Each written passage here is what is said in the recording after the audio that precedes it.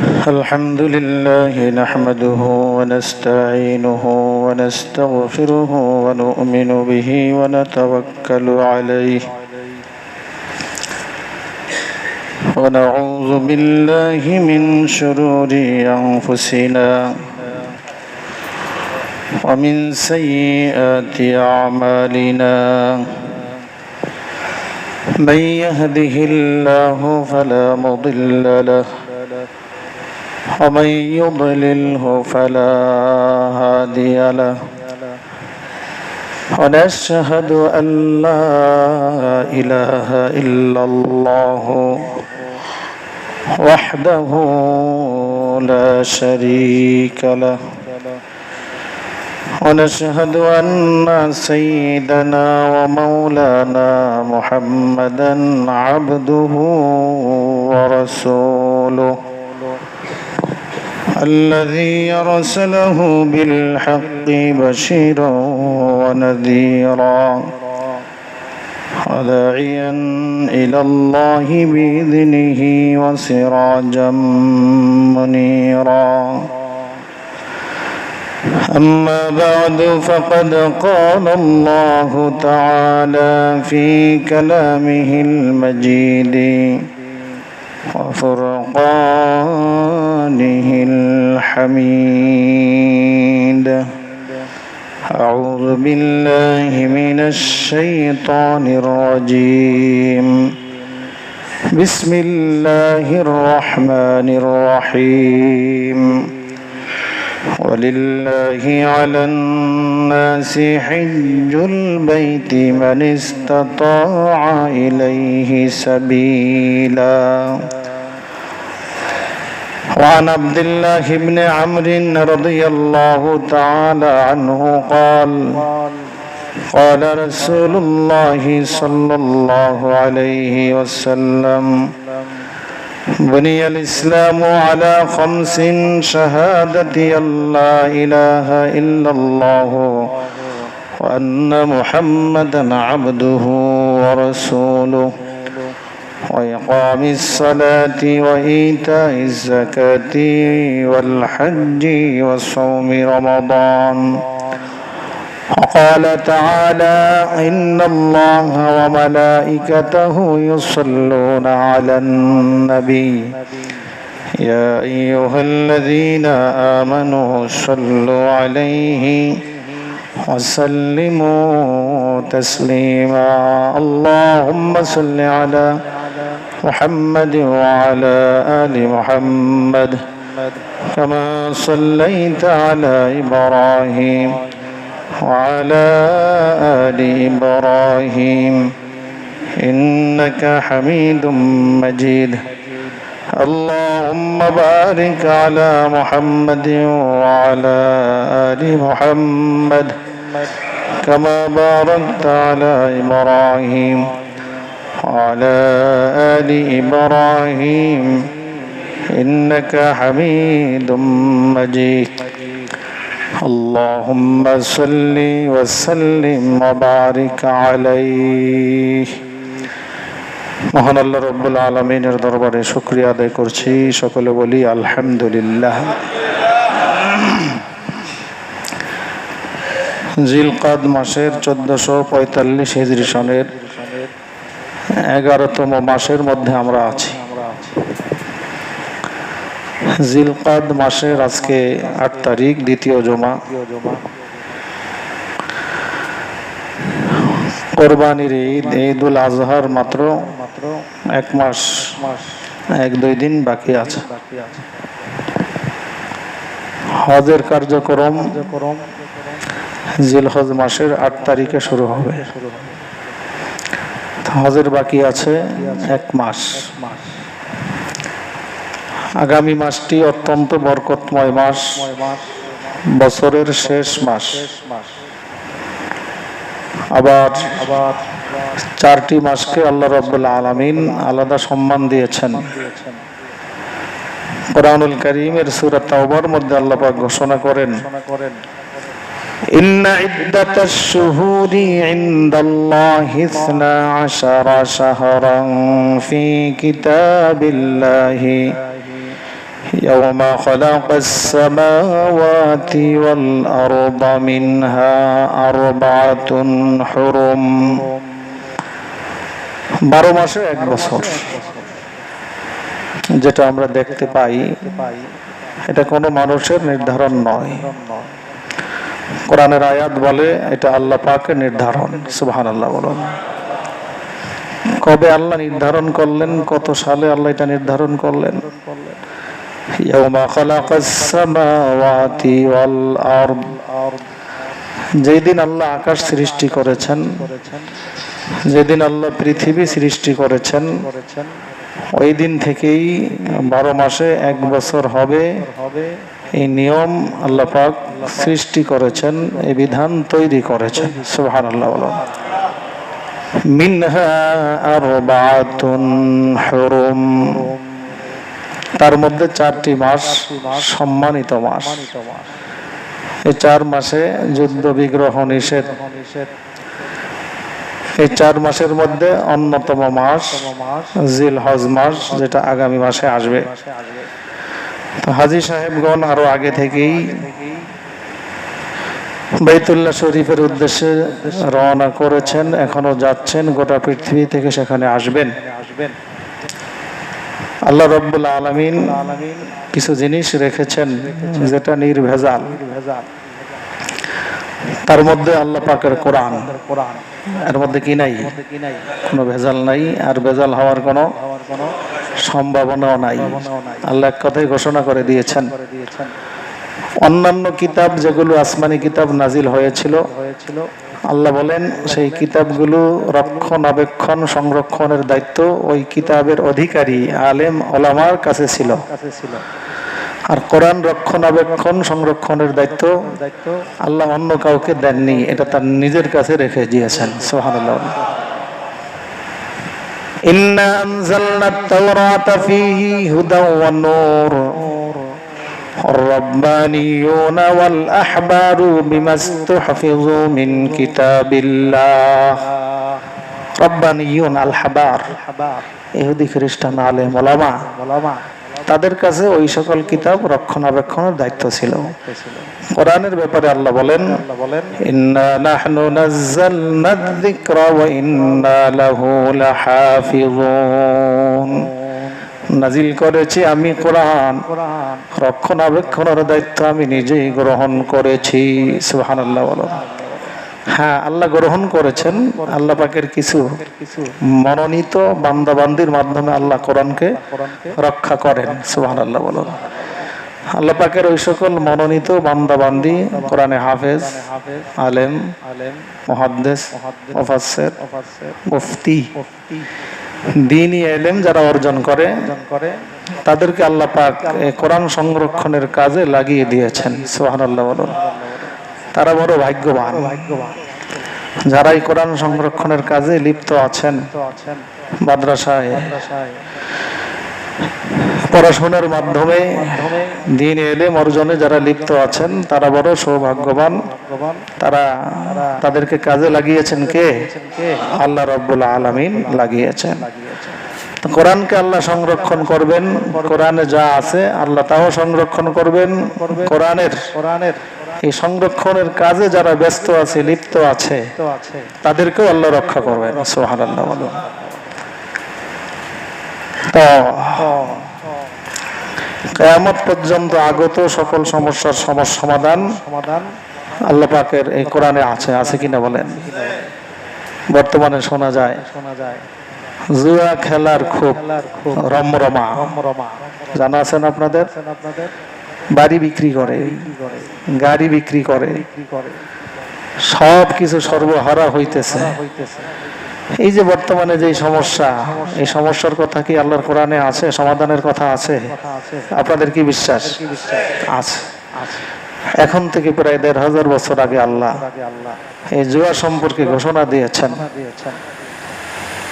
يا أيها الذين آمنوا إنما الخمر والميسر والأنصاب والأزلام رجس من عمل الشيطان।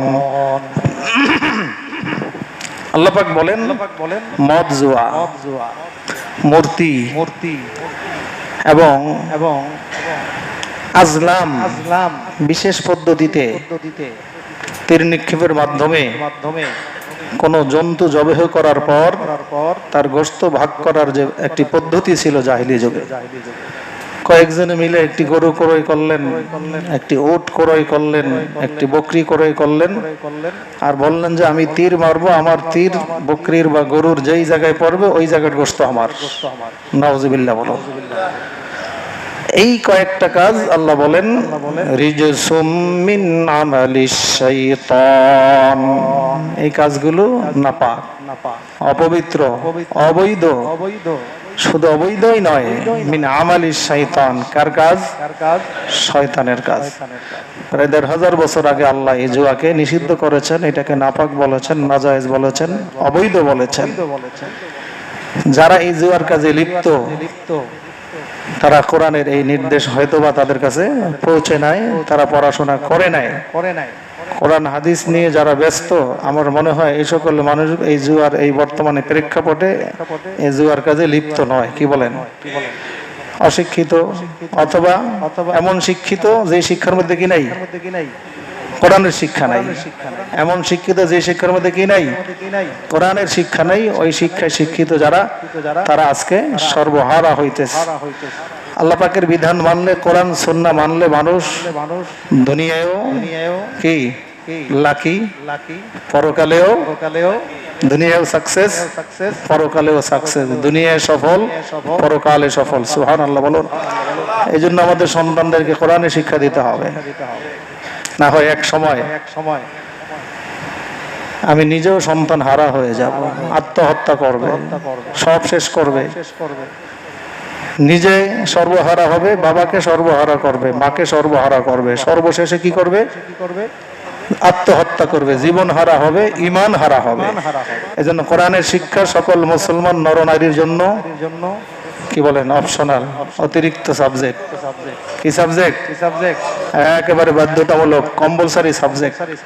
এই কথা আমরা সকলে বিশ্বাস করি কিনা? ইকরা বিসমি রাব্বিকাল্লাযী খালাক, খালাকাল ইনসানা মিন আলাক, ইকরা ওয়া রাব্বুকাল আকরামুল্লাযী আল্লামা বিল কলম, আল্লামাল ইনসানা মা লাম ইয়ালাম। সুবহানাল্লাহ বলো। এই আয়াতের ভিত্তিতে মুসলমান নরনারী সকলের জন্য কোরআনের শিক্ষা ফরজ। আর এই ফরজটি রক্ষা করলে আমরা আমাদের সন্তান, আমাদের প্রজন্ম কখনো এই সকল বিপদের সম্মুখীন হবে না। কয়েকদিন পর্যন্ত পত্রিকায় পাওয়া যায় যে একজন হসপিটালের নামে, ক্লিনিকের নামে কি করেছে, মানুষের কিডনি বিক্রি করে, মানুষকে বেলেট দিয়ে অপারেশন করে, এরকম একটা খবর আছে না? বেশি দূরে তো নাকি বলে? কোথায়? আমাদের এই মিরপুরের মধ্যেই তো নাকি, আমাদের কাছাকাছি ঘটনা ঘটেছে। ওই লোকের ইতিহাস এক সময় কি ছিল? চোর ছিল। কি ছিল? চোর ছিল। সে পরে ডাক্তার সেজেছে। তো বোঝা গেল এই লোকের মধ্যে কি নাই, কোরআনের কি ছিল না, তার মধ্যে কোরআনের শিক্ষা ছিল না।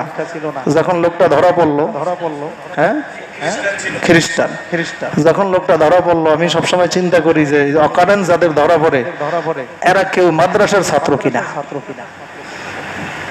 একটু গবেষণা করলে পাওয়া যাবে এরা কিসের ছাত্র না, কিসের ছাত্র না, মাদ্রাসার ছাত্র না, কোরআনের ছাত্র না, হাদিসের ছাত্র না। আমাদের এক মন্ত্রী তো বলেছিলেন কয়েক বছর আগে, যদি মাদ্রাসার ছাত্র হইতো কন্ট্রাক্টর, তাহলে কি করতো না, রডের জায়গায় রড দিত, কি দিত না, বাঁশ দিত না। এর দ্বারা আমরা কি শিক্ষা পাই?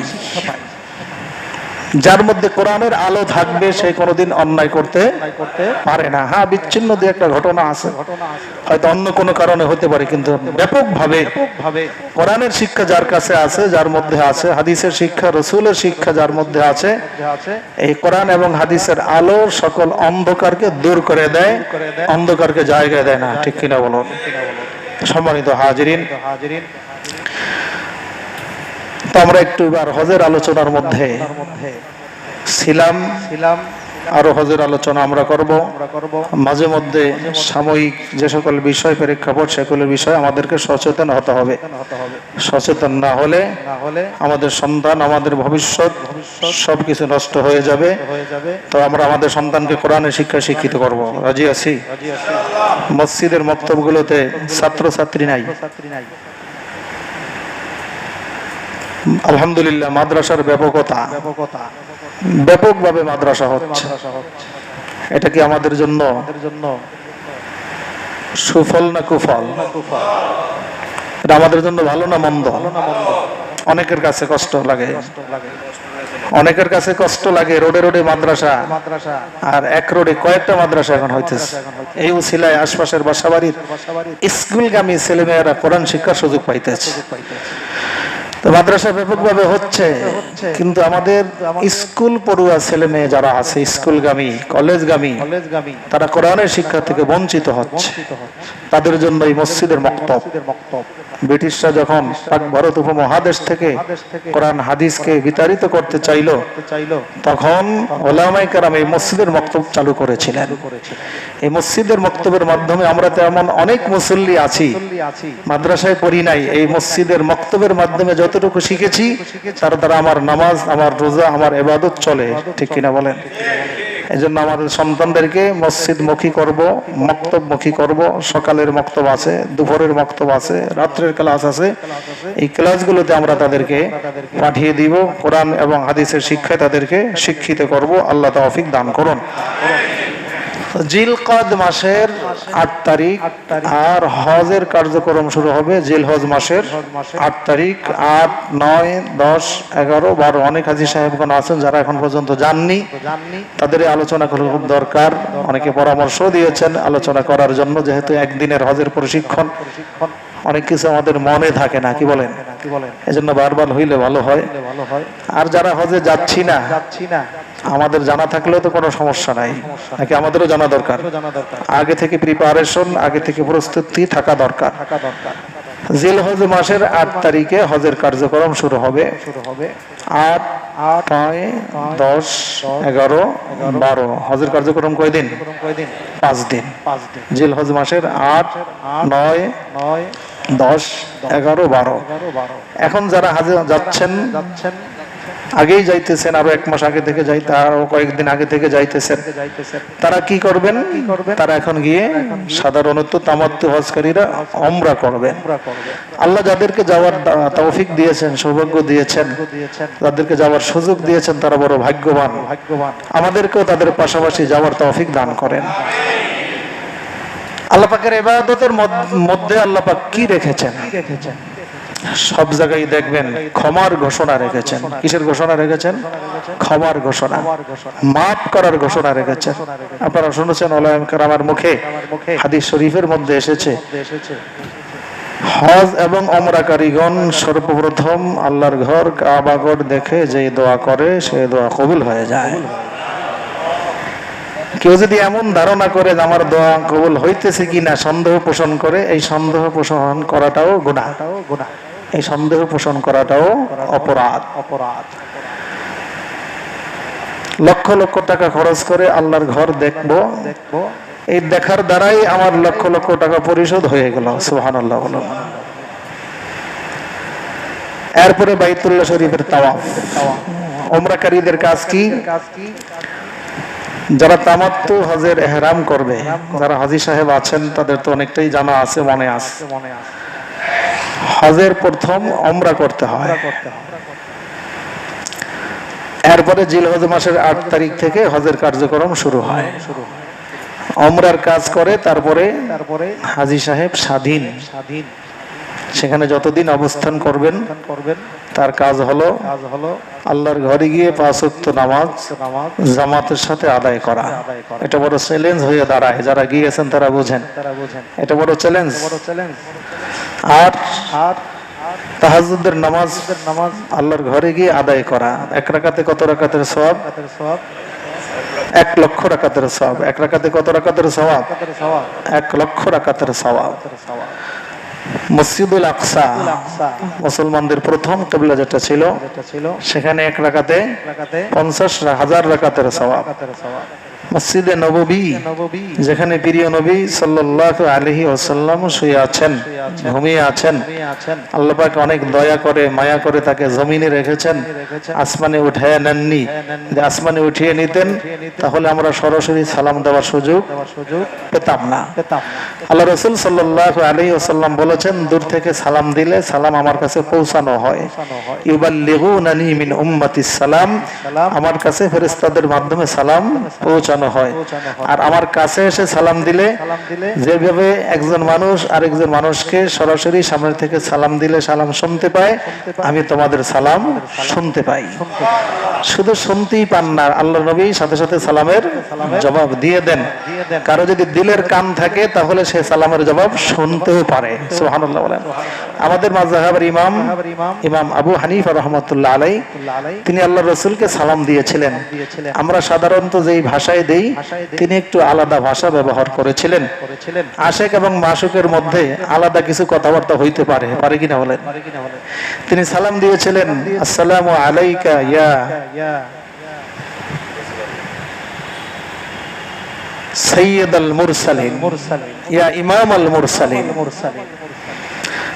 আমি সালাম দিচ্ছি, আমার সালাম হে নবীদের ইমাম, রাসূলদের ইমাম আপনার প্রতি। সুবহানাল্লাহ বলো।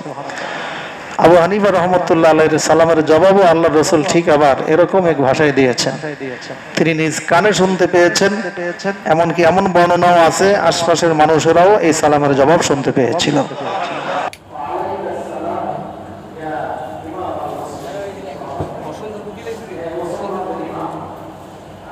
রহমতুল্লাহ কিভাবে সালাম দিয়েছিলেন? হে রাসূলদের ইমাম, আপনাকে সালাম। জবাব দিলেন কি আল্লাহর নবী? হে মুসলমানদের ইমাম, তোমাকে সালাম। সুবহানাল্লাহ বলুন। কত সময় বলেছিলাম যে মনে করে দিতে। শাহ আহমদ কবির রিফাই রহমতুল্লাহ আলাইহি, হযরত শাহজালাল রহমতুল্লাহ আলাইহির মামা ছিলেন, কোন বর্ণনায় আছে খালু ছিলেন। শাহজালাল রহমতুল্লাহ আলাইহি ছোটবেলায় তার বাবাকে হারান। এই মামা অথবা খালুর তত্ত্বাবধানে তিনি ইলমে শরীয়ত, ইলমে মারিফত, হাকিকত, তরিকত, যত ইলম আছে সব ইলমে শিক্ষা লাভ করেন। সুবহানাল্লাহ বলুন। আহমদ কবির রিফাই রহমতুল্লাহ আলাইহি শাহজালাল রহমতুল্লাহ আলাইহিকে এক খণ্ড মাটি হাতে দিলেন, বললেন তুমি পাক ভারত উপমহাদেশের যাবে, যে এলাকার মাটির সাথে এই মাটির রং মিলে যাবে, ওই এলাকায় তুমি খানকা করে মানুষকে দ্বীনের দাওয়াত দিবে। সুবহানাল্লাহ বলুন। ঘটনা সংক্ষেপ। শাহজালাল রহমতুল্লাহ আলাইহি পাক ভারত উপমহাদেশে আসলেন, বিভিন্ন ওলিয়া উলিয়াদের দরবারে গেলেন। আস্তে আস্তে সর্বশেষে কোথাও তিনি খানকা স্থাপন করলেন না, তিনি কোথাও স্থির হলেন না। সর্বশেষে তিনি স্থির হলেন কোথায়? সিলেটে। সেখানে গিয়েছেন, যাওয়ার এক বিশাল ইতিহাস আছে। 360 অলির বহর নিয়ে তিনি এসেছিলেন। এই ঘটনা আমরা ইতিহাসে পড়েছি, ওলামায়ে কেরামের কাছে শুনেছি। ঢাকার সোনারগাঁওয়ে অবস্থান করেছিলেন। যখন শুনতে পাইলেন সিলেটের রাজা গৌর গোবিন্দ মুসলমানদেরকে অত্যাচার করে, গরু জবাই করতে দেয় না, যেমনটা এখন ঘটে কোথায় কোথায় কোথায় ইন্ডিয়ায় ঘটে। এক এলাকায় মুসলমানদেরকে গরু জবাই করতে দেয় না, নিষেধ ছিল রাজা গৌর গোবিন্দের পক্ষ থেকে গরু জবাই করা। আল্লাহর এক বান্দা বুরহানুদ্দিন নামে তিনি ছেলের আকিকার জন্য গরু জবাই করলেন। যে কোনো ভাবে জানতে পারলো, জেনে হাজির করা হলো রাজা গৌর গোবিন্দের দরবারে। যে হাত দিয়ে গরু জবাই করেছিলেন তার হাতকে কর্তন করে দিল, কেটে দিল। নাউজুবিল্লাহ বলো। যে সন্তানের আকিকার জন্য গরু জবাই করা হয়েছিল, সেই সন্তানকে হত্যা করা হলো, শহীদ করা হলো। নাউজুবিল্লাহ বলেন। আছে সেই রাজা গৌর গোবিন্দের অস্তিত্ব এখন আছে? সেই জালেমের কোন অস্তিত্ব এখন আছে? জালেমদের অস্তিত্ব থাকে না, তাদের ঘটনা ইতিহাস হয়ে থাকে। আর ইতিহাসকে মানুষ ঘৃণার সাথে স্মরণ করে, ইতিহাসকে মানুষ অশ্রদ্ধার সাথে স্মরণ করে। শাহজালাল রহমতুল্লাহ আলাইহি ছিলেন সোনারগাঁওয়ে। সংবাদ পৌঁছল তার কাছে এরকম অত্যাচার জুলুমের। 360 অলির বহর নিয়ে তিনি রওনা করলেন সিলেটের উদ্দেশ্যে। যখন রাজা গৌর গোবিন্দ জানতে পারলো একজন দরবেশ আমাকে শিক্ষা দেওয়ার জন্য এসেছে, আমার মোকাবেলায় আমার প্রতিদ্বন্দ্বী হিসেবে দাঁড়াতে চাচ্ছে, সে বুঝতে পারলো যে এই দরবেশের সাথে আমি কোনোভাবেই কুলাইতে পারবো না, দরবেশের সাথে আমি পারবো না। মাঝখানে ছোট্ট একটা নদী আছে, আপনারা যারা গিয়েছেন, এখন তো ব্রিজ হয়ে গেছে, আরো কত আগের কথা, তখন ব্রিজ ছিল না, আসা যাওয়ার মাধ্যম ছিল নৌকা। রাজা গরগোবিন্দ নৌকা বন্ধ করে দিল। শাহজালাল রহমতুল্লাহ আলাইহি 360 অলির বহর নিয়ে সুরমা নদীর পাড়ে গিয়ে আল্লাহ রব্বুল আলামিনের কাছে দরখাস্ত করলেন, মোনাজাত করলেন, আল্লাহ এই পর্যন্ত আসতে আপনি তৌফিক দিয়েছেন, বাকি পথ যাব কিভাবে? ইলহাম হয়েছে তুমি যে জায়নামাজে নামাজ আদায় করো, নদীর মধ্যে বিছায়া দাও, কিস্তির মতো পার, এই জায়নামাজের মাধ্যমে তুমি পার হয়ে যাবে। ইতিহাস আপনাদের জানা আছে, কারামাতুল আউলিয়াই হাক্কুন, ওলিদের কারামত সত্য, নবীদের মুআজিজা সত্য। অনেকে এটা স্বীকার করতে চায় না, নবীদের মুআজিজা স্বীকার করলেও ওলিদের কারামত স্বীকার করতে চায় না। যারা স্বীকার করতে চায় না তারা আহলুস সুন্নাত ওয়াল জামাত অর্থাৎ নাজাত প্রাপ্ত, মুক্তি প্রাপ্ত দলের অন্তর্ভুক্ত নয়। সাহাবায়ে কেরামের দ্বারা কারামত প্রকাশ পেয়েছে। হযরত ওমর রাদিয়াল্লাহু তাআলা আনহু যুদ্ধে সৈন্য পাঠিয়েছেন। জুমার নামাজের দিন মিম্বার থেকে শত শত মাইল দূর থেকে সৈন্যদেরকে হুঁশিয়ার করতেছেন, ইয়া সারিয়া আল জাবাল, ইয়া সারিয়া আল জাবাল, হে সৈন্যদল, পাহাড়ের আড়ালে তোমাদের শত্রু আছে, পাহাড়ের আড়ালে তোমাদের শত্রু আছে। এই শত শত মাইল দূর থেকে ওমরের আওয়াজ আল্লাহ পাক ওই সেনাপতির কানের মধ্যে ঢুকিয়ে দিলেন। সাহাবায়ে কেরামের আছে, আল্লাহ পাকের প্রিয় বান্দাদের এরকম অনেক কারামত আছে, আছে কিনা? আছে। শাহজালাল রহমতুল্লাহ আলাইহি জায়নামাজে সুরমা নদী পার হতে শুরু করলেন তার অলির বহর নিয়ে। রাজা গরগোবিন্দ জাদুকরের মাধ্যমে পাথরের চালান দিল। শাহজালাল রহমতুল্লাহ আলাইহি পাথরকে লক্ষ্য করে বললেন, সিল হট, হে পাথর তুমি হটে যাও, সরে যাও। সাথে সাথে পাথরের বৃষ্টি বর্ষণ বন্ধ হয়ে গেল। রাজা গরগোবিন্দকে তিনি শিক্ষা দিলেন। আজকে শুয়ে আছেন সিলেটের জমিনে। বলতেছিলাম তার মামা অথবা খালু হযরত শাহ আহমদ কবির রেফাই রহমতুল্লাহ আলাইহির কথা। ইয়ামানে তার বাড়ি। অনেক কষ্ট করে তিনি আওলাদে রাসূল ছিলেন। শাহজালাল রহমতুল্লাহ আলাইহি তিনি আওলাদে রাসূল, আল্লাহ নবীর বংশধরের অন্তর্ভুক্ত। হাজির হলেন রাসূল পাক সাল্লাল্লাহু আলাইহি ওয়াসাল্লামের রওজা মুবারকের কাছে। আশিক আর মাশুকের সম্পর্ক কেমন ছিল? আশিকে রাসূল ছিলেন। এখন বর্তমানে তো অনেক আশিকে রাসূল পাওয়া যায়, কি বলেন? ওয়ালে পাওয়া যায়, লিফলেটে পাওয়া যায়, কিন্তু সিরাতের মধ্যে পাওয়া যায় না। আছে কিনা এরকম? পা থেকে মাথা পর্যন্ত নবীর ইশকের কোনো পরিচয় নাই। আছে কোথায়? পোস্টারের মধ্যে। আছে কোথায়? দেয়ালের মধ্যে। ইশকের এটা কি বাইরে থাকার জিনিস না ভিতরে থাকার জিনিস? ভালোবাসা মহব্বত এটা কি বাইরে থাকার জিনিস না ভিতরে থাকার জিনিস? যাদের ভিতরে নাই তারাই বাইরে প্রচার করে, আর যাদের ভিতরে আছে তারা কোনোদিন কি করে না? বাইরে প্রচার করে না। বোঝা গেল ওইটা নকল আশিক রাসূল, ওইটা আসল আশিক রাসূল নয়। আহমদ কবির রেফাই রহমতুল্লাহ আলাইহি অনেক কষ্ট করে হজ করে মক্কা থেকে মদিনায় গিয়ে রাসূল পাক সাল্লাল্লাহু আলাইহি ওয়াসাল্লামের কবর মোবারক, রওজা মোবারকের পাশে দাঁড়াইলেন, সালাম দিলেন, সালামের জবাব পাইলেন, চোখের পানি ছেড়ে দিয়ে কান্না শুরু করলেন। ইয়া রাসূলুল্লাহ, ইয়া জাদ্দি, হে নানাজি। যেহেতু নবীর বংশ ছিল মেয়ের মাধ্যমে, এজন্য এই জাদ্দুনের অর্থ এখানে কি হবে? নানা হবে। আর জাদ্দুনের আরেক অর্থ কি হয়? দাদা হয়, দোনোটাই হয়। সালামের জবাব পাইলেন, বললেন যে শুধু সালাম দিয়ে বিদায় করলে হবে না, মুসাফাও করতে হবে। সুবহানাল্লাহ বলেন। আমার আপনার কি এরকম কথা বলার সাহস আছে? সাহস আছে? সব মানুষ সকলের কাছে সব কথা বলতে পারে না। বিশেষ সম্পর্ক থাকলে বলতে পারে। একজন সরকারি কর্মকর্তা আরেকজন লোক সাধারণ জনগণ তার কাছে যায় ভয়ে অস্থির। আরেকজন ওই কর্মকর্তার সাথে যে একসাথে লেখাপড়া করেছে অথবা আত্মীয়তার সম্পর্ক আছে, সে কি করে? তার সাথে কোনো ভয় আছে? বরং নাম ধরে, নাম সম্বোধন করে তাকে কথা বলে। এজন্য সম্পর্ক একরকম হয় না। যে নানাজি শুধু সালাম দিয়ে বিদায় করলে হবে না, কি করতে হবে? মুসাফা করতে হবে। নবীর রওজা শরীফের পাশে গিয়ে যদি কেউ এই কথা বলে, ইয়া রাসূলুল্লাহ আমার সাথে মুসাফা করতে হবে, মুআনাকা করতে হবে, তাকে মানুষ আর কি বলবে? পাগল ছাড়া কিছু বলবে?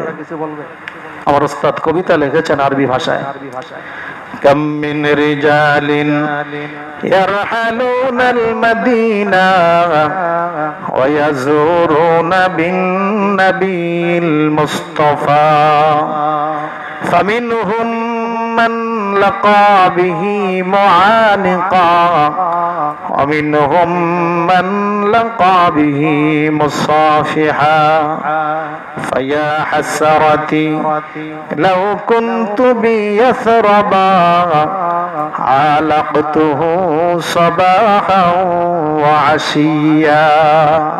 কত মানুষ মদিনায় যায়, আল্লাহ নবীর রওজা মুবারক জিয়ারত করে, কবর মুবারক জিয়ারত করে, তাদের মধ্যে কেউ নবীর সাথে সালাম বিনিময় করে, কেউ মুআনাকা করে, কোলাকুলি করে, কেউ হাতে হাত মিলিয়ে মুসাফা করে। সুবহানাল্লাহ বলো। সকলের সাথে আচরণ একরকম হয় না। ভাইয়া হাসরাতি লাউ কুনতু বিয়াসরাবা, হায়রে আফসোস যদি আমি মদিনায় থাকতাম, আলাকতুহু সাবাহা ওয়া আশিয়া, সকালে আর বিকালে বারবার গিয়ে আল্লাহর নবীকে সালাম দিতাম, আমি জিয়ারত করতাম। সুবহানাল্লাহ বলো। আহমদ কবির রিফাই রহমাতুল্লাহর এই ঘটনা প্রসিদ্ধ এবং আমি এটা তাহকিক করেছি, কিতাবাদের মধ্যে দেখেছি। উলামায়ে কেরাম এটার বাস্তবতা, এটার সত্যতা স্বীকার করেছেন এবং সহিহ সূত্রে বর্ণিত। দীর্ঘ সময় ক্রন্দন করতে করতে, চোখের পানি পড়তে পড়তে তার দাড়ি ভিজে গেল, তার জুব্বা ভিজে গেল, কিন্তু তিনি নাসুর বান্দা। হাদিস শরীফে এসেছে আল্লাহ রাসূল সাল্লাল্লাহু আলাইহি ওয়াসাল্লাম বলেছেন, আল্লাহ পাকের কিছু বান্দা তো এমন আছে আল্লাহ পাককে তারা খুশি করে ফেলেছে, যদি কোনো দাবি করে বসে আল্লাহ তখন পূরণ করেই দেন। সুবহানাল্লাহ। একজন সন্তান তার বাবার থেকে দাবি আদায় করে, তার বাবার থেকে চাহিদা কি বলে তার অধিকার আদায় করে, নাই তারপর বাবা কি করে, ধার করে দেয়, কর্জ করে দেয়, হয় কিনা এরকম? চোখের পানি দিয়ে এরকম আদায় করা যায় না? এমন ভাবে কান্না শুরু করে, না দিয়ে কোনো উপায় নাই। তো বাবার কাছে না থাকলেও বাবার অন্য জায়গার থেকে ধার করে দিতে হয়, মায়ের কাছে না থাকলে কর্জ করে দিতে হয়। আল্লাহ পাকের তো কারো কাছ থেকে কর্জ করতে হয় না, আল্লাহ পাকের কারো কাছ থেকে ধার করতে হয় না। সুবহানাল্লাহ। শাহ আহমদ কবির রিফাই রহমাতুল্লাহ আলাইহি এইভাবে ক্রন্দন করতে থাকলেন, কাঁদতে থাকলেন। এক কিতাবের মধ্যে আমি পড়েছি, প্রায় 1000 খানেক মানুষ সেখানে জমা হয়ে গেল তার কান্না দেখে। কি দাবি করতেছে, কি সে রাসূল পাক সাল্লাল্লাহু আলাইহি ওয়াসাল্লামের কাছে আরজ করতেছে, এটা কি কোনোদিন সম্ভব? প্রায় 1000 খানেক মানুষ ঘটনা দেখার জন্য সেখানে জড়ো হয়ে গেল, জমা হয়ে গেল। শাওয়াহিদুল হক নামক একখানা কিতাব, মিশরি সাফা, এটা 57 নম্বর পৃষ্ঠায় এই ঘটনাটি আছে। সৈয়দ আহমদ কবির রিফাই রহমাতুল্লাহ আলাইহি নবীর রওজা মুবারকের সামনে কবিতা বলতেছিলেন। ফি হালাতিল বুদি রূহি কুনতু উরসিলুহা تقبل الأرض عني وهي نائبتي وهذه دولة الأشباح قد حضرت فامدد يمينك كي تحظي بها شفتي। سبحان الله। ইয়া রাসূলুল্লাহ, অনেক দূর থেকে আমার রূহটাকে পাঠিয়ে দিয়েছিলাম, তখন আপনার রোজা মোবারক চুম্বন করেছিল আমার রূহ। কবিতার ভাষায় বলেন, অনেক বড় সৌভাগ্য আজকে আপনার দরবারে আমি হাজির হতে পেরেছি। আমার রূহ আজকে আপনার কাছাকাছি উপস্থিত হয়েছে, দেহ সহ। ফামদুদ ইয়ামিনাকা, হাতটা একটু বের করে দেন, হাতটা একটু বের করে দেন। কায়ে তাহজিয়া বিহা শাফাতি, আমার ঠোঁট দ্বারা আমি চুম্বন করব, হাত দ্বারা মুসাফা করব। সুবহানাল্লাহ। বলো। দীর্ঘ সময় কাঁদতে কাঁদতে হঠাৎ করে দেখা গেল রোগীর রওজা মুবারক তো এখন ঘেরাও করা, বাউন্ডারি দেওয়া, একটা সময় তো এরকম ছিল না, হাত বের হয়ে গেল। সুবহানাল্লাহ। একজনে কামাই করে 10 জনে খায়, একটা কথা আছে না? প্রায় 1000 খানেক মানুষ ওই মুহূর্তে রাসূল পাক সাল্লাল্লাহু আলাইহি সাল্লামের হাত মোবারকের সাথে হাত মিলিয়ে মুসাফা করার সুযোগ পাইল। ঘটনাটা আমাদের কাছে অসম্ভব মনে হলেও ঘটনা সত্য। কারামাতুল আউলিয়াই হাক্কুন, ওলিদের কারামত সত্য। আল্লাহ নবীদের মুজিজা সত্য। যাই হোক, তো বলতেছিলাম বাইতুল্লাহ শরীফে 1 রাকাত নামাজে কত রাকাতের সওয়াব? 1 লক্ষ রাকাতের সওয়াব। মদিনা মুনাওয়ারায় এক বর্ণনায় আসছে 50,000 রাকাতের সওয়াব, আরেক বর্ণনায় এসেছে 10,000 রাকাতের সওয়াব। মসজিদুল আকসায় 50,000 রাকাতের সওয়াব। কিন্তু দুর্ভাগ্যের বিষয়, অনেক হাজী সাহেব বাসায় নামাজ আদায় করে, মসজিদে যাইতে পারে না, অর্থাৎ সেরকম হিম্মত করে না, সেরকম এরাদা করে না, ইচ্ছা করে না। ঠিক বাংলাদেশের মতোই যারা নিয়মিত 5 ওয়াক্ত নামাজ জামাতের সাথে মসজিদে বাংলাদেশে আদায় করে, এরাই ওখানে গিয়ে 5 ওয়াক্ত নামাজ মসজিদে হারামে আদায় করতে পারে। আর যাদের এখানে দুর্বলতা আছে, ওখানেও দুর্বলতা আছে। যে সমস্ত মহিলারা বাংলাদেশে পর্দা করে না, তারা ওখানে গিয়েও কি করে না? পর্দা করে না। বাংলাদেশের মার্কেটে ঘুরে, ওখানের মার্কেটে ঘুরে।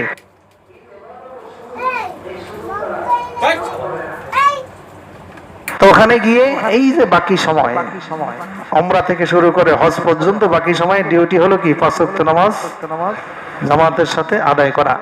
মা বোনদেরকে তো আল্লাহ অনেক সুযোগ দিয়েছেন, তারা মসজিদে গিয়ে আদায় না করে ওই যার যার বাসায় কি বলে হোটেলে আদায় করলো, পুরুষের সমান সব তাদের আমলনামায় লেখা হবে। সুবহানাল্লাহ।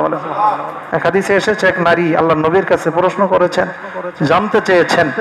আল্লাহ রাসূল বলেছেন, মহিলারা যত নির্জন কুঠরিতে রুমের মধ্যে নামাজ আদায় করবে, তত তাদের আমলনামায় সওয়াব বেশি হবে। আল্লাহ এটা মহিলাদের জন্য করে দিয়েছেন, আল্লাহ রাসূল করে দিয়েছেন। বর্তমান যে অবস্থা, আমার মনে হয় এটা খুব ভালোই করেছেন, কি বলেন? না হয় বেপরদা হওয়ার কারণে অনেক অঘটন ঘটতো। যেহেতু কোরআন হাদিস ইসলাম কিয়ামত পর্যন্ত সকল যুগের সাথে, সকল মানুষের সাথে, সকল সময়ের সাথে কি ফিট, এজন্য আখিরি নবী মুহাম্মদ রাসূলুল্লাহ সাল্লাল্লাহু আলাইহি ওয়াসাল্লাম এই বিধান দিয়েছেন। তো বলতেছিলাম তো উমরার ইহরাম করে যাবে মিকাতের আগে, বাংলাদেশ থেকে করে যাবে যারা বাংলাদেশি মানুষ, ওখানে গিয়ে তাওয়াফ করবে, সাফা মারওয়ার মাঝে সাই করবে, মাথা মুন্ডন করবে, মা বোনরা মাথার